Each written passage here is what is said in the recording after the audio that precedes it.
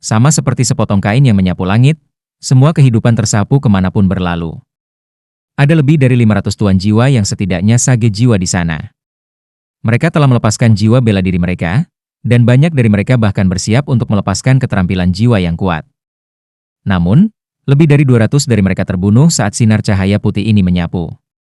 Tidak ada jejak mereka yang tertinggal. Huo Yuhao membuka mulutnya. Dia tidak menyangka perasaan tak menyenangkan itu mendahului bencana yang begitu mengerikan.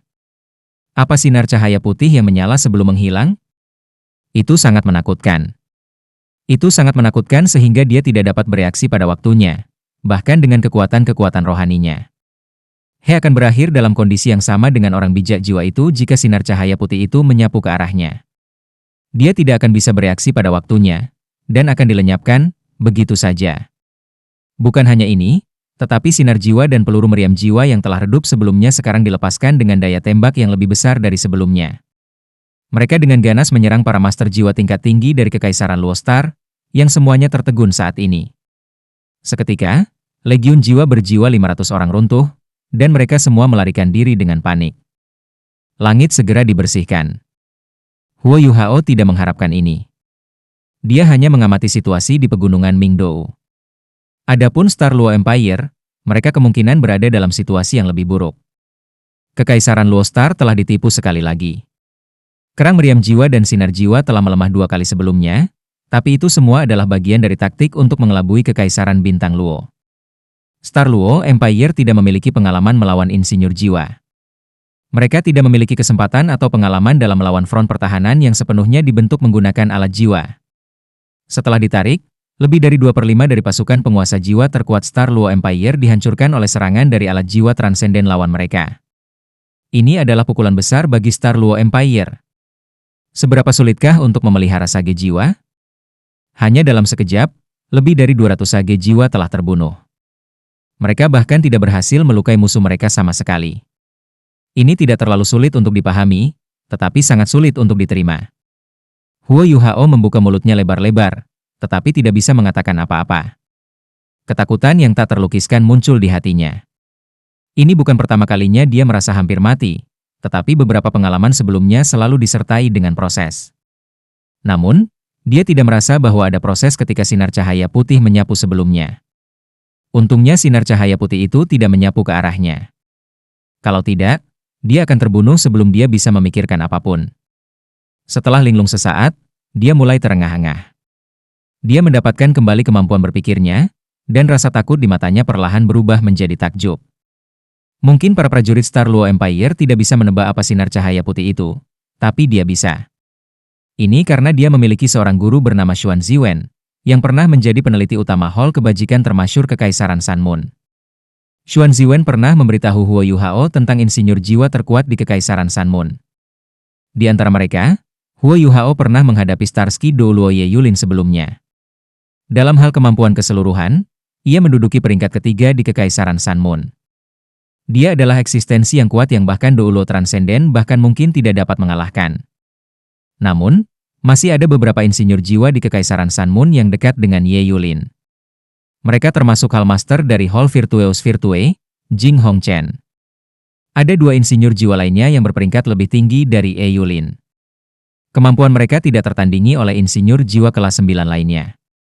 Bahkan Ye Yulin sangat menghormati mereka berdua ketika dia melihat mereka, dan memanggil mereka senior ketika dia menyapa mereka.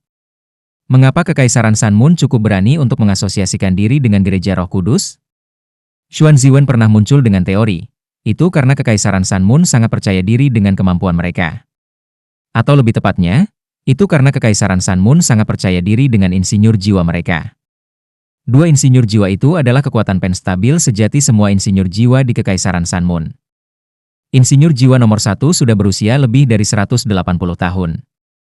Hanya kaisar dan putra mahkota Kekaisaran Sanmun yang tahu di mana dia tinggal, dan memenuhi syarat untuk melihatnya. Dia hanya setia pada keluarga kekaisaran. Dia adalah Hallmaster Hall Kebajikan termasyhur 2 generasi yang lalu. Bahkan Xuan Ziwen belum pernah melihatnya. Namun, dia pernah mendengar tentang dia sebelumnya di dunia insinyur jiwa di Kekaisaran Sanmun. Dia dikenal sebagai orang yang paling dekat untuk menjadi insinyur jiwa kelas 10. Di hati para insinyur jiwa, Seorang insinyur jiwa kelas 10 hampir setara dengan dewa. Dia memiliki alat jiwa terkuat di Kekaisaran Sanmun, dan dengan demikian seluruh benua Douluo. Dia menghabiskan 32 tahun menciptakan alat jiwa itu. Itu telah memungkinkannya untuk naik ke puncak insinyur jiwa, dan membuatnya sangat dihormati di antara mereka. Melalui alat jiwa ini, ia menempatkan dirinya pada posisi tertinggi di dunia insinyur jiwa Kekaisaran Sanmun. Selama dia masih hidup, dia tetap menjadi kepala insinyur jiwa Istana Kekaisaran. Alat jiwa yang ia miliki disebut Dewa Kematian. Ketika Dewa Kematian muncul, semua cahaya hilang. Alat jiwa ini hanya memiliki satu efek, yaitu melepaskan rentetan cahaya, terang Dewa Kematian. Jarak efektifnya adalah 5.000 meter, baik di langit atau di tanah. Setelah Dewa Kematian muncul, tidak ada makhluk hidup atau materi yang terus ada setelah cahaya kematian ini menyapu dewa itu. Inilah sebabnya mengapa terang kematian ini juga disebut sebagai cahaya pengabdian abadi. Tidak ada yang tahu seperti apa Dewa Kematian itu, dan tidak ada yang tahu seperti apa Dewa Kematian Douluo, pemilik Dewa Kematian, ketika ia melepaskan kekuatan Dewa Kematiannya. Beberapa insinyur jiwa di Kekaisaran Sanmun bahkan bertanya-tanya apakah Dewa Kematian benar-benar ada. Namun, dia selalu menjadi kepala jiwa insinyur pengadilan Kekaisaran. Orang-orang di Kekaisaran Sanmun juga mengganti namanya dengan Death God, dan dengan hormat memanggilnya Lord Death God.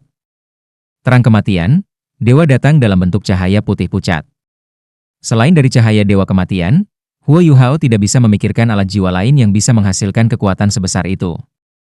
Bukan hanya sage jiwa yang akan binasa melawan cahaya Dewa Kematian, bahkan Douluo berjudul mungkin tidak bisa bertahan hidup. Sedangkan untuk Transcendent dan Ultimate Douluo, Huo Yuhao tidak yakin apakah mereka bisa melawan cahaya Dewa Kematian. Namun, deteksi spiritualnya dihancurkan oleh aura yang dilepaskan oleh cahaya Dewa Kematian sebelumnya, dan laut spiritualnya telah terguncang. Jika bukan karena kekuatan takdir yang melindunginya, lautan spiritualnya akan hancur. Terang kematian dewa bukan hanya serangan kekuatan jiwa yang sederhana. Itu mengandung niat spiritual yang sangat aneh. Kekuatannya sudah jauh melampaui apa yang Huo Yuhao bisa pahami. Perasaan sebelumnya terukir di benaknya, tetapi dia tidak berani memikirkan bagaimana rasanya. Itu pantas diakui sebagai alat jiwa nomor 1 di benua.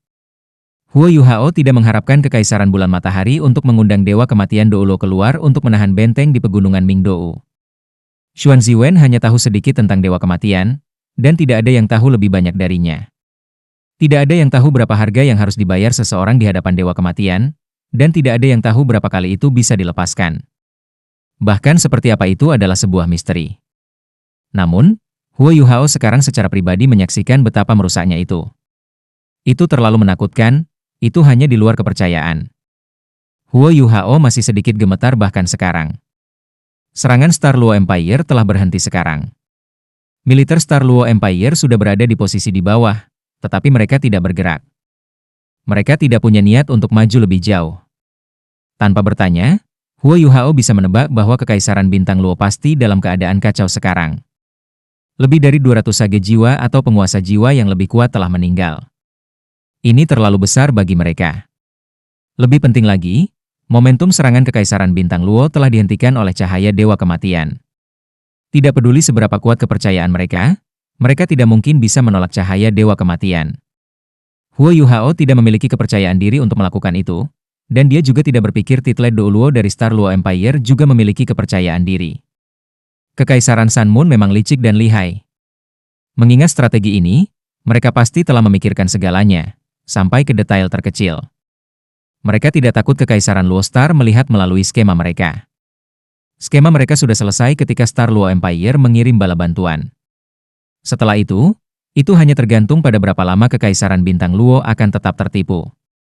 Kekaisaran Sanmun telah mendirikan front mereka sejak dini, dan benteng itu secara pribadi dipegang oleh insinyur jiwa nomor 1 di benua itu.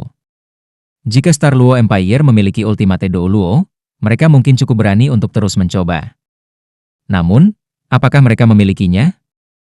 Mereka tidak melakukannya.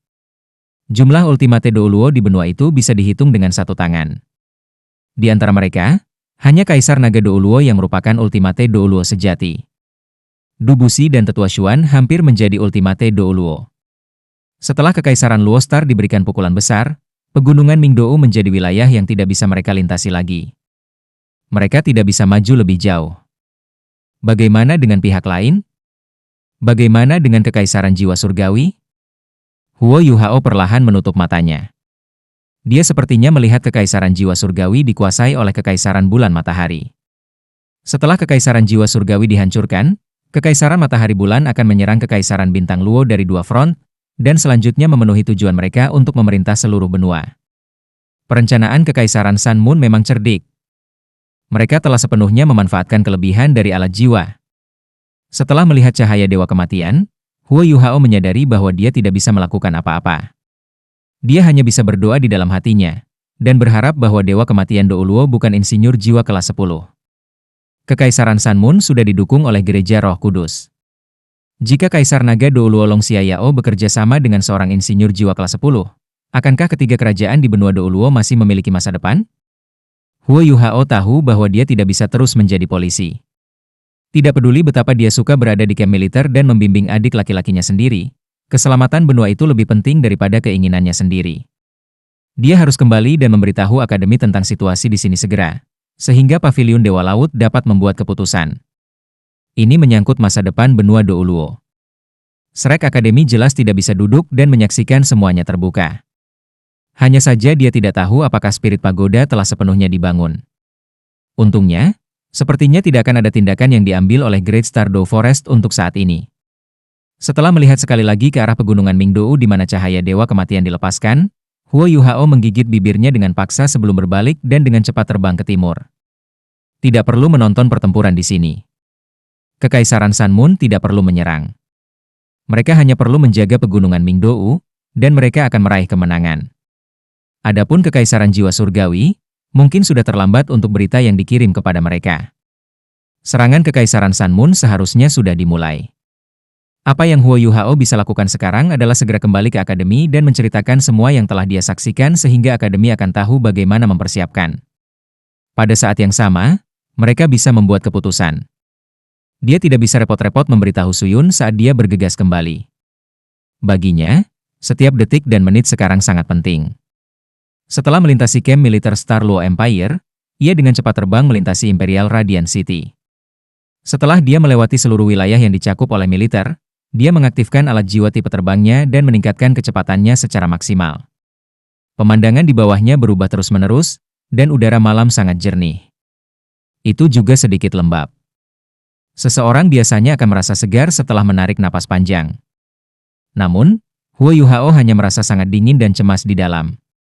Setelah kekaisaran Sun Moon memulai serangan mereka sebenarnya sangat menakutkan. Itu adalah sesuatu yang tidak diharapkan siapapun. Meskipun mereka bertempur di dua front, kemungkinan mereka masih bisa menekan dua kerajaan pada saat yang sama. Apa yang harus mereka lakukan? Tenda komandan sementara The Star Luo Empire. White Tiger Duke Dai Hao tampak sangat suram saat ini. Di sebelahnya adalah Putri Jiu Jiu, mengenakan baju zirah putih.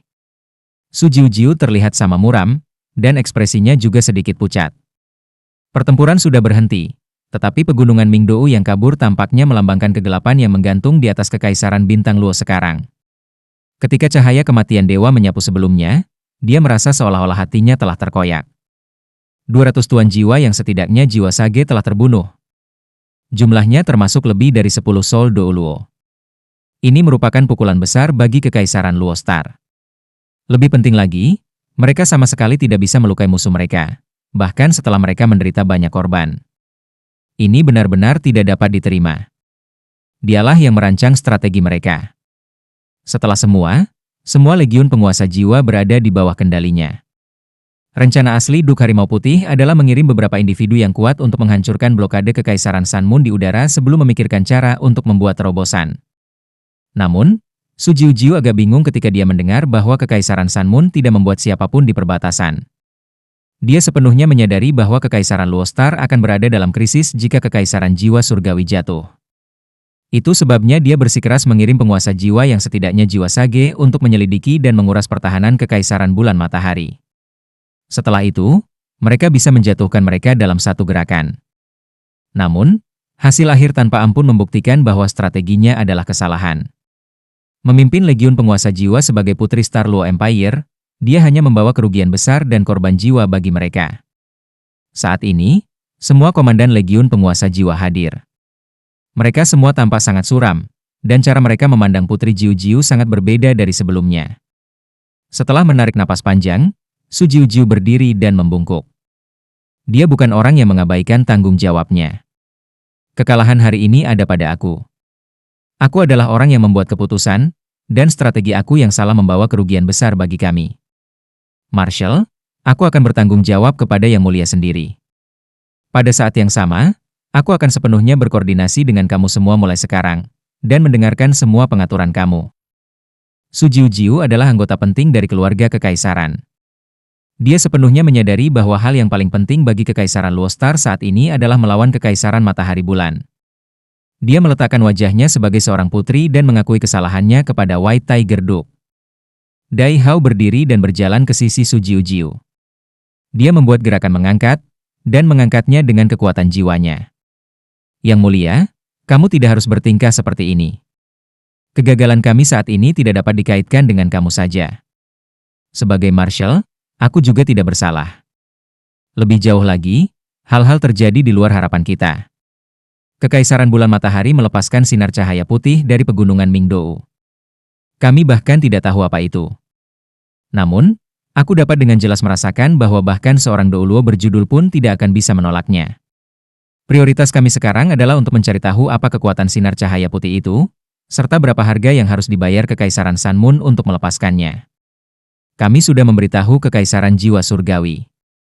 Aku menyarankan agar kita membiarkan bala bantuan dari Kekaisaran Douling memasuki wilayah Kekaisaran Jiwa Surgawi untuk membantu mereka, dan juga mengirim beberapa bala bantuan kami untuk mendukung mereka. Aku khawatir itu akan sangat sulit bagi kita untuk menembus rentang Gunung Mingdou sementara. Sementara Dai Hao sangat tidak senang dengan keputusan Su Jiu-Jiu sebelumnya, dia juga mengerti apa artinya melihat gambar besar di waktu yang tepat.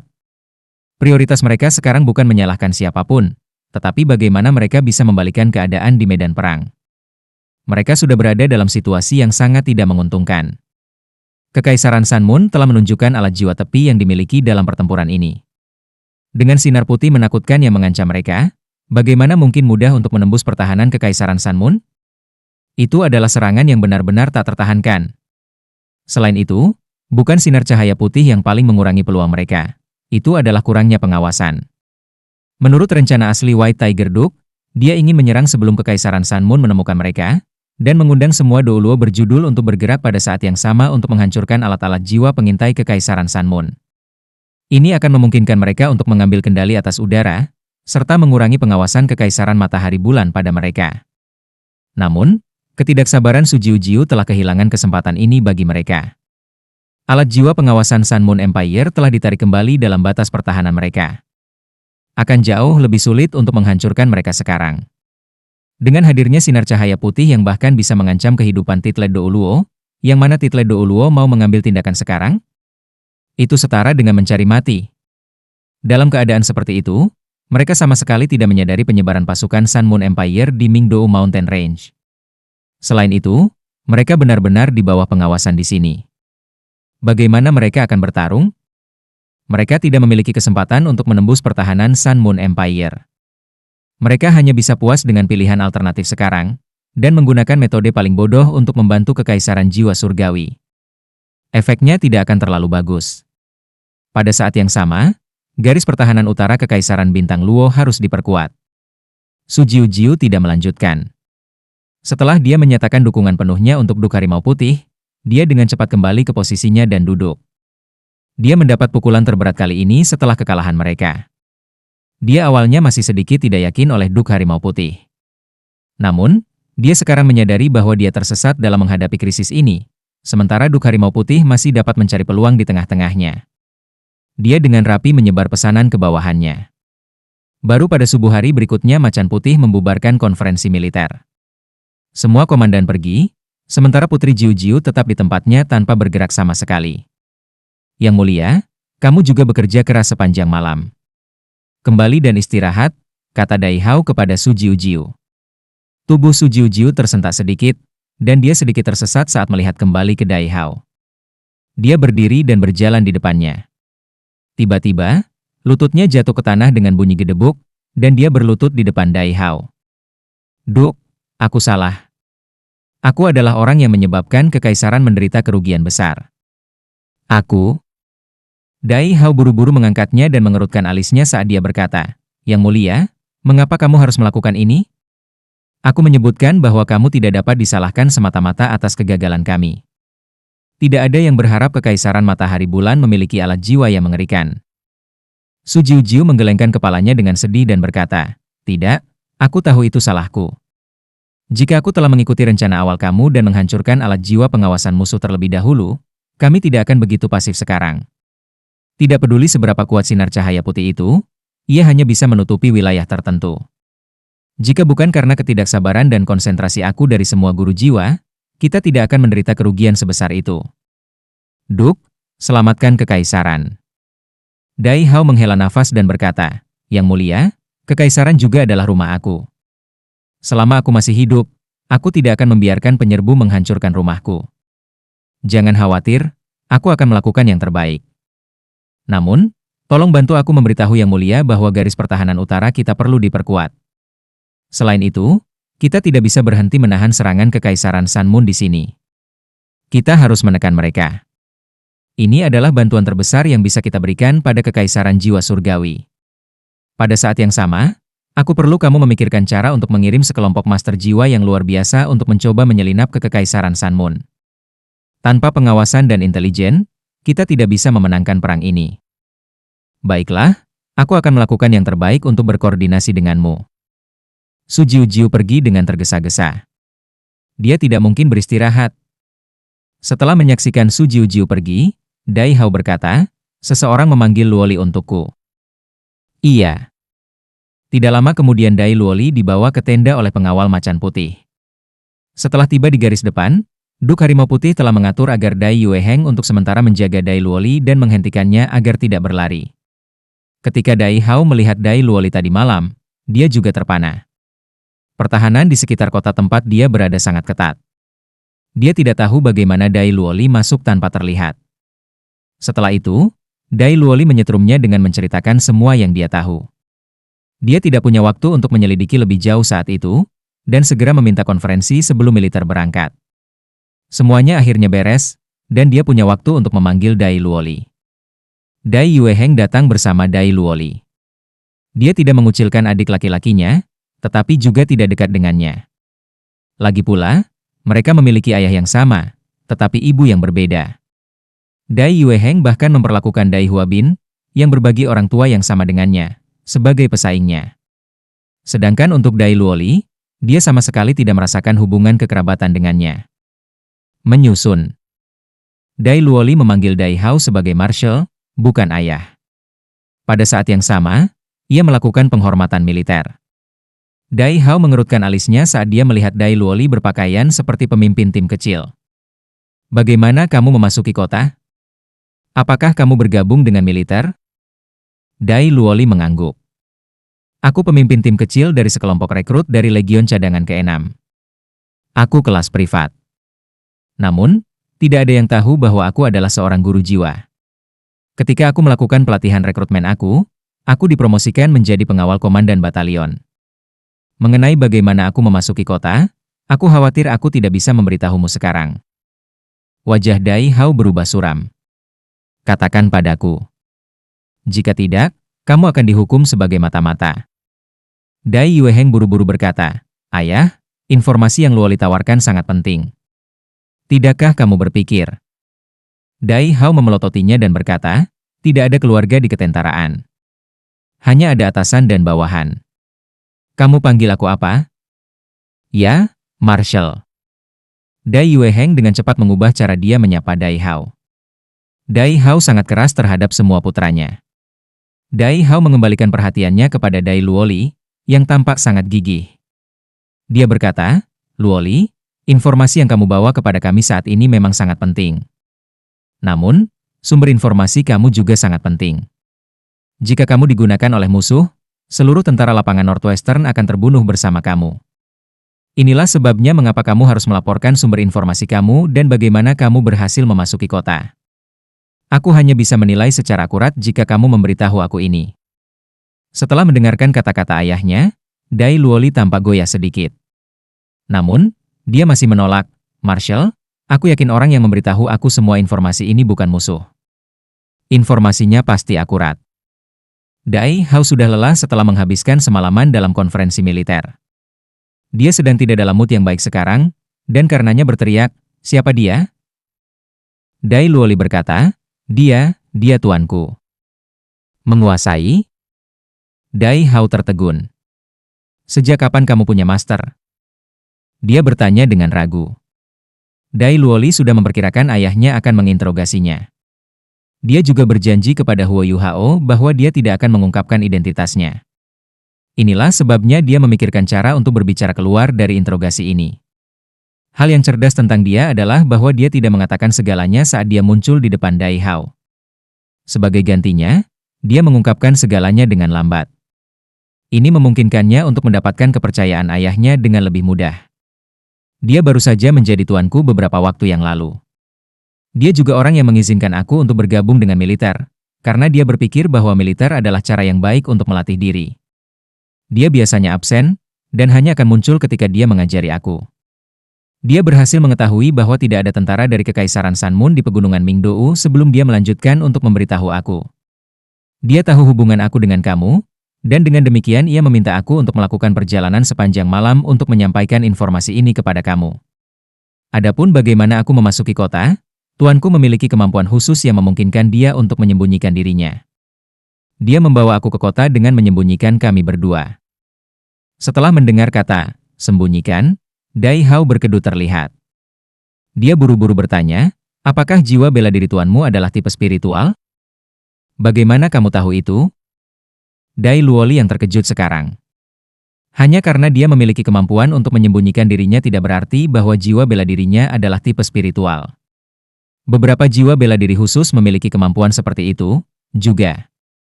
Dai Hao terdiam sejenak, lalu bertanya, apakah tingginya sekitar 1 meter dan 90 cm, dan dia memiliki sosok yang ramping dan proporsional?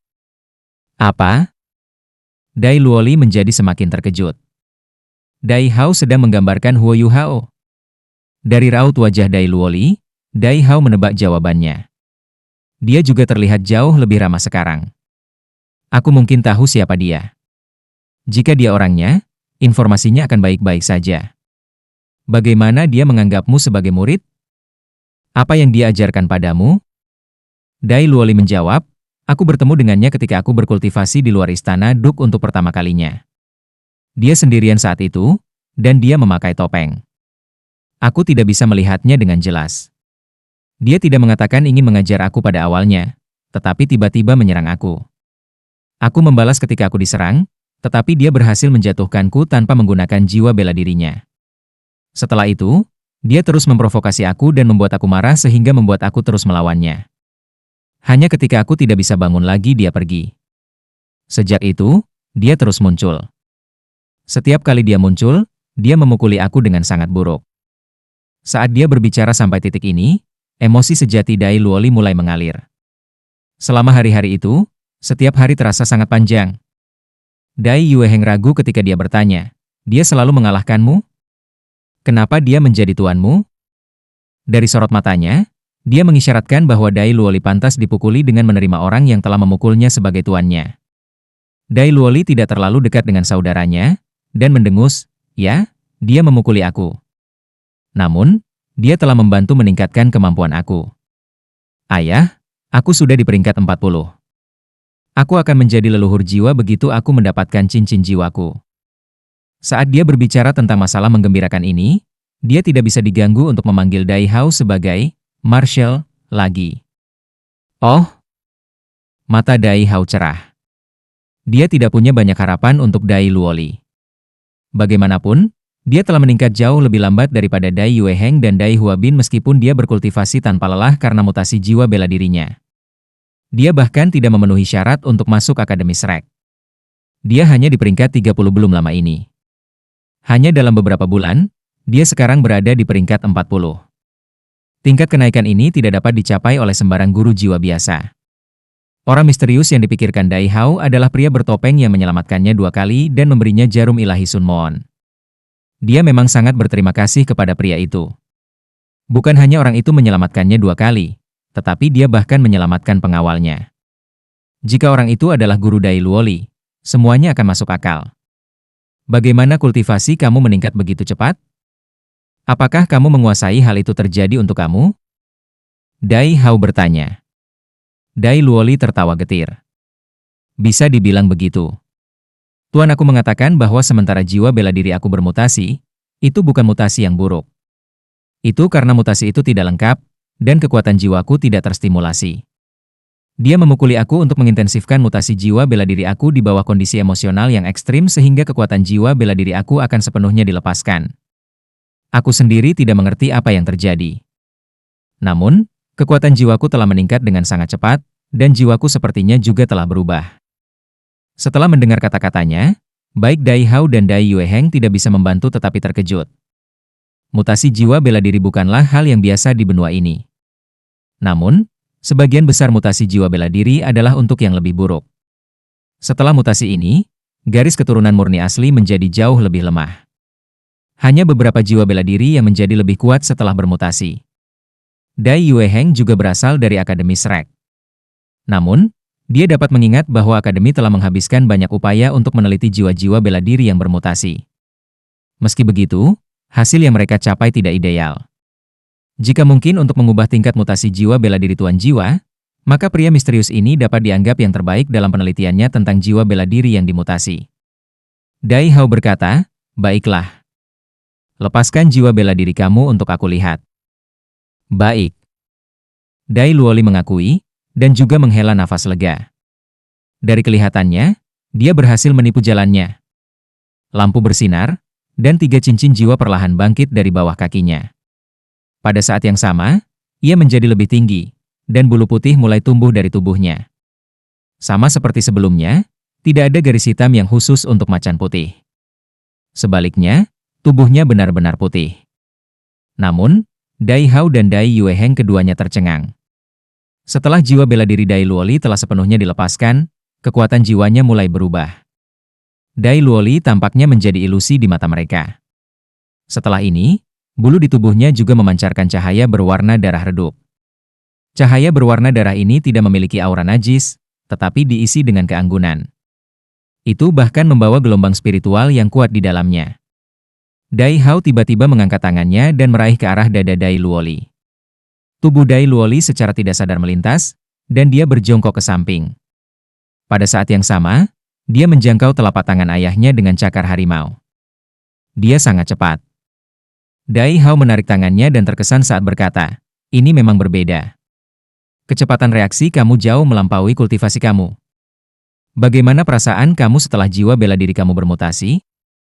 Dai Luoli berkata, "Tuan berkata bahwa jiwa bela diri aku harus disebut macan darah setelah mutasi ini. Dalam keadaan tertentu, ia dapat memasuki kondisi mengamuk sendiri setelah dirangsang. Namun, kultivasi aku masih kurang sekarang, dan kekuatan spiritual aku belum cukup kuat. Begitu kuat, aku bisa menjadi jauh lebih tenang bahkan ketika aku mengamuk. Maksud tuanku adalah bahwa kekuatan spiritual dan jiwaku dapat bersatu dengan sempurna satu sama lain setelah aku mengamuk, yang memungkinkanku melepaskan kekuatan bertarung yang berada di luar kemampuan asliku. Hanya saja aku tidak bisa berada dalam kondisi itu terlalu lama, tetapi durasi itu akan meningkat seiring dengan kultivasi aku." Dai Hao sepertinya memikirkan sesuatu. Dai Yueheng ragu ketika dia bertanya, "Jangan bilang kamu akan mengembangkan beberapa keterampilan bawaan setelah mutasi kamu selesai? Bukankah ini sesuatu yang hanya dimiliki oleh Beast Soul?" Dai Luoli tidak senang ketika dia bertanya, "Siapa yang bilang begitu?" "Kakak laki-laki, aku tidak percaya bahwa kamu adalah seorang sarjana dari Akademi Shrek. Tuanku mengatakan bahwa ini mirip dengan kebangkitan kedua jiwa tubuh sekte tubuh. Ini karena kekuatan semua kemampuan jiwaku akan meningkat setelah aku memasuki kondisi mengamuk." Dai Hao tiba-tiba tercerahkan setelah dia mendengar Dai Luoli menggambar perbandingan dengan sekte tubuh. "Ya, ini kebangkitan kedua, sama seperti apa yang terjadi di sekte tubuh. Aku tidak mengharapkannya, aku benar-benar tidak mengharapkannya. Di mana tuanmu sekarang?"